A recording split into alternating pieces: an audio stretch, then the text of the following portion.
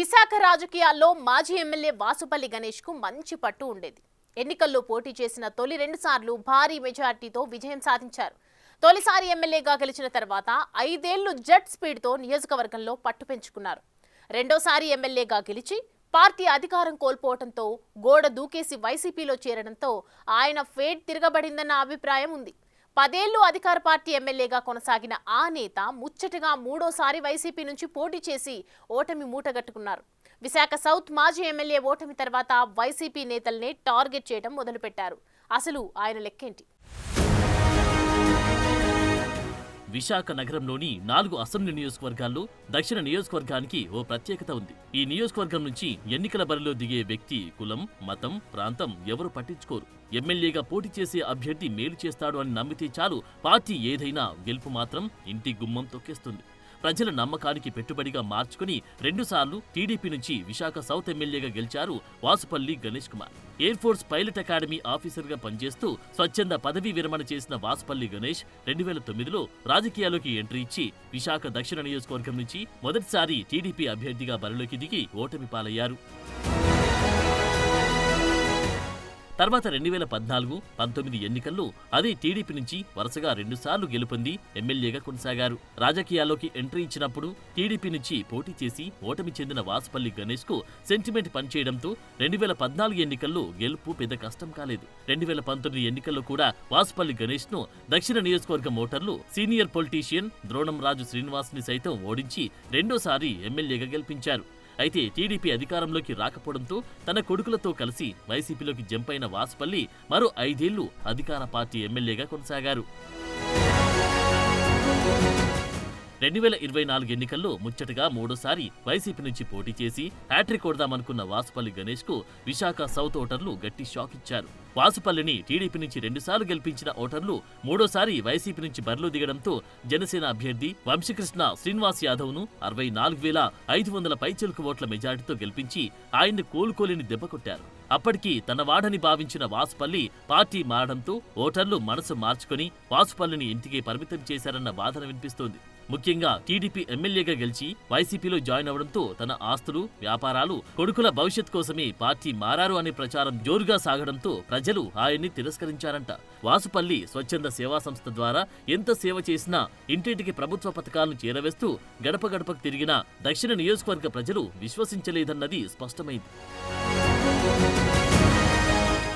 గత కొన్ని నెలలుగా వాసుపల్లి గణేష్ మాత్రం అధికార పక్షం మీద ఏ స్థాయిలో విమర్శలు చేస్తున్నారో అంతకు మించి సొంత పార్టీ నాయకుల మీదే ధ్వజమెత్తుతూ ప్రస్తుతం తన ఉనికిని కాపాడుకునే ప్రయత్నం చేస్తున్నారు. వైసీపీలో నాన్ లోకల్ నాయకులు పెత్తనం చెలాయించి పార్టీని మనుగడ లేకుండా చేస్తున్నారంటూ ఆయన చేస్తున్న ఆరోపణలు పార్టీలో తీవ్ర దుమారం రేపుతున్నాయి. గతంలో వైసీపీ ఉత్తరాంధ్ర రీజనల్ కోఆర్డినేటర్లుగా వైవి సుబ్బారెడ్డి, విజయసాయిరెడ్డి కొనసాగారు. ప్రస్తుతం మాజీ మంత్రి కాకినాడ జిల్లాకు చెందిన కురసాల కన్నబాబు ఉత్తరాంధ్ర వైసీపీ రీజనల్ కోఆర్డినేటర్గా ఉన్నారు. వారిని పరోక్షంగా టార్గెట్ చేస్తున్న వాసుపల్లి నాన్ లోకల్ వ్యక్తులను నియమిస్తూ స్థానికంగా ఉన్న నాయకులకు వైసీపీ అధిష్టానం చిన్నచూపు చూస్తుందని, దానివల్ల పార్టీ మనుగడ పెరగడం కన్నా రోజురోజుకి తగ్గుతుందని వైసీపీ నాయకుల సమావేశంలోనే విమర్శలు చేయడంతో కార్యకర్తలు సైతం సైలెంట్ అయిపోవాల్సిన పరిస్థితి ఏర్పడింది. కమ్యూనికేషన్ విద్య జగన్మోహన్ రెడ్డి గారు కావాలి. ఏం జరుగుతున్నాయో తప్పులనేది తెలియాలి సార్కి. విశాఖపట్నంలోని ఇంకో పెత్తనం వేడి నాకు అర్థం కావట్లేదు. మీరే మైక్ పట్టుకోవాలి, మీరే ప్రెస్ మీట్ చేయాలి, కానీ ఇంకోరికి ఇస్తే మాత్రం మనం మాత్రం సహించేది లేదని చెప్పి నేను తెలియజేస్తా ఉన్నాను. ఈ రకంగా ఉంటేనే విశాఖపట్నం లీడర్షిప్ పెరుగుతుంది అన్నమాట. ఎందుకంటే విశాఖపట్నంలో కోరుకునేది ఏంటంటే మచ్చలేని నాయకులు, మచ్చుండే నాయకులు ఎవరు వచ్చినా సరే.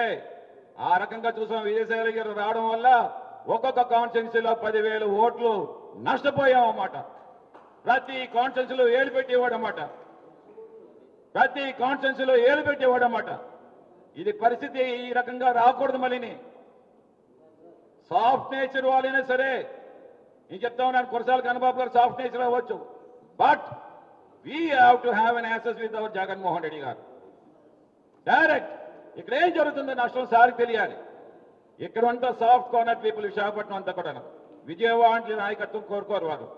వాసుపల్లి గణేష్ చేస్తున్న విమర్శలను బట్టి చూస్తే దక్షిణ నియోజకవర్గంలో వాసుపల్లి గణేష్ కి వైసీపీలో ఇంపార్టెన్స్ తగ్గిందా అన్న అనుమానాలు వ్యక్తమవుతున్నాయి.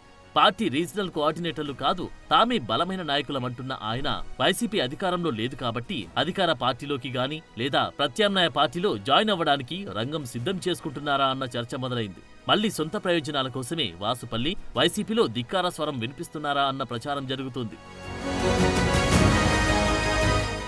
వాసుపల్లి గణేష్ వైసీపీ నాయకుల మీద ఎన్ని విమర్శలు చేసినా పార్టీ మారాలనే ఆలోచనలో ఉన్నా ఇప్పుడు అన్ని దారులు మూసుకుపోయినట్లు కనిపిస్తున్నాయి. వాస్తవానికి గ్రేటర్ విశాఖ పరిధిలోని 4 సెగ్మెంట్లు సహా సౌత్ లో కూడా టీడీపీ క్యాడర్ బలంగా ఉంది. 2024 ఎన్నికల్లో కూటమిగా 3 పార్టీలు కలిసి పోటీ చేయడంతో జనసేన ఎమ్మెల్యే అభ్యర్థిగా బరిలో నిలిచిన వంశీకృష్ణ శ్రీనివాస్ యాదవ్ భారీ మెజార్టీతో వాసుపల్లి గణేష్ పై విజయం సాధించారు. జనసేన పార్టీ నుండి సిట్టింగ్ ఎమ్మెల్యేగా వంశీకృష్ణ శ్రీనివాస్ యాదవ్ ఉండడంతో వాసుపల్లి గణేష్ కుమార్ కు జనసేన పార్టీలో జాయిన్ అయ్యే అవకాశం లేదు. 2 సార్లు టీడీపీ నుంచి ఎమ్మెల్యేగా గెలిచి స్వప్రయోజనాల కోసం పార్టీ మారిన వాసుపల్లిని టీడీపీ క్యాడర్ ఎలాగూ నమ్మే పరిస్థితి లేదు. ఇప్పటికే విశాఖ దక్షిణ నియోజకవర్గం టీడీపీ ఇన్ఛార్జిగా ఎన్టీఆర్ వైద్య సేవా ట్రస్ట్ చైర్మన్ గా ఉన్న సీతమ్మరాజు సుధాకర్ ని నియమించడంతో వాసుపల్లికి సైకిల్ ఎక్కే అవకాశం లేకుండా పోయిందంటున్నారు. వైసీపీ అధికారంలో ఉన్న సమయంలో సీతమ్మరాజు సుధాకర్ బ్రాహ్మణ కార్పొరేషన్ చైర్మన్ గా కూడా పనిచేశారు. వాసుపల్లి గణేష్ వ్యవహార శైలి నచ్చక వైసీపీ నుంచి బయటకు వచ్చిన ఆయన టీడీపీలో ఆయన తన వర్గాన్ని ప్రభావితం చేసి వాసుపల్లి ఓటమిలో భాగమయ్యారు. విశాఖ దక్షిణ నియోజకవర్గం టీడీపీలో సీతమ్మరాజు సుధాకర్ బలమైన నాయకుడిగా ఉండడంతో వాసుపల్లి గణేష్ కు టీడీపీలో కూడా చోటు దక్కలేకుండా పోయిందంటున్నారు. ఇక మిగిలి ఉన్న బీజేపీలో వాసుపల్లి గణేష్ ప్రచారాల్ని ఆలోచన చేస్తున్నట్లు జోరుగా ప్రచారం జరుగుతోంది. బీజేపీ అటు కేంద్రంలో అధికారంలో ఉండడం, ఇటు రాష్ట్రంలో ప్రభుత్వంలో భాగస్వామ్యం కావడంతో తనకు పదవి లేకపోయినా కనీసం సంపాదించుకున్న ఆస్తులను కాపాడుకోవడానికి ఆ పార్టీలో చేరడం, జాయిన్ అవ్వడం ఒకటి దారి అని ఆలోచిస్తున్నట్టు తెలుస్తోంది. వాసుపల్లి గణేష్ తొలిసారి టీడీపీ ఎమ్మెల్యేగా గెలిచినప్పుడు, రెండోసారి టీడీపీలో గెలిచి వైసీపీలో జాయిన్ అయినప్పుడు కూడా నియోజకవర్గంలో గడప గడపకు తిరుగుతూ ఓ పాజిటివ్ క్రియేట్ చేసుకున్నారు. ఇప్పుడు ఓడించడంతో ప్రస్తుతం మనిషిగా వైసీపీలో ఉన్న మనసు మాత్రం కూటమిలోని ఏ పార్టీ అవకాశం ఇస్తుందా అని ఆలోచిస్తూ అవకాశమిచ్చిన పార్టీలోకి వెళ్లిపోదామని సన్నిహితుల దగ్గర అంటున్నారంట. ఇప్పటికే వైసీపీ నాయకుల మీదే విమర్శలు చేస్తున్న వాసుపల్లి 2029 వరకు ఆ పార్టీలో కొనసాగినా టికెట్ దక్కే పరిస్థితి లేదంటున్నారు. ఈ నేపథ్యంలో రానున్న 4 ఏళ్లు అధికార పార్టీతో ఇబ్బందులు పడే కంటే కూటమి పార్టీలో చేరి సేఫ్ సైడ్లోకి వెళ్లాలని వాసుపల్లి స్కెచ్ గీస్తున్నారంట. మొత్తానికి వాసుపల్లి పొలిటికల్ ఫ్యూచర్ సాగర తీరంలో హాట్ టాపిక్ గా మారింది ఇప్పుడు.